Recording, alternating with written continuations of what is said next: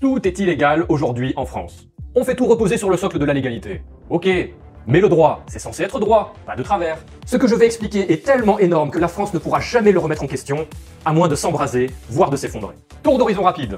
L'article 10 de la Constitution de 1958 dit que le président de la République promulgue les lois. Cette constitution de 1958 provient d'un référendum promulgué par le président de l'époque, René Coty, et donna naissance à la Ve République.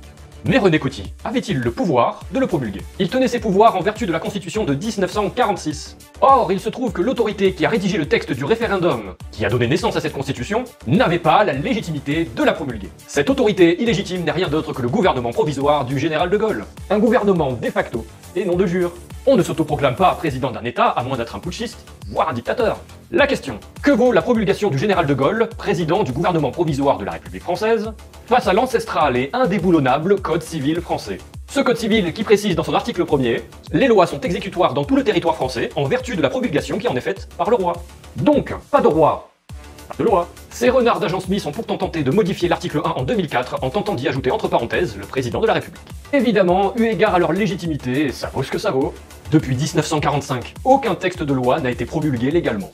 Pire, allons encore fouiller bien en arrière. Depuis la dernière édition originale et celle officielle du Code civil de 1804, depuis 1815, date de la dernière modification et promulgation, depuis 1848, avec Louis-Philippe Ier, dernier roi des Français, aucune loi n'a pu être légalement promulguée. Les conséquences sont tellement énormes qu'il vaudrait mieux ne pas déterrer ce dossier. Mais bon, on va pas se gêner.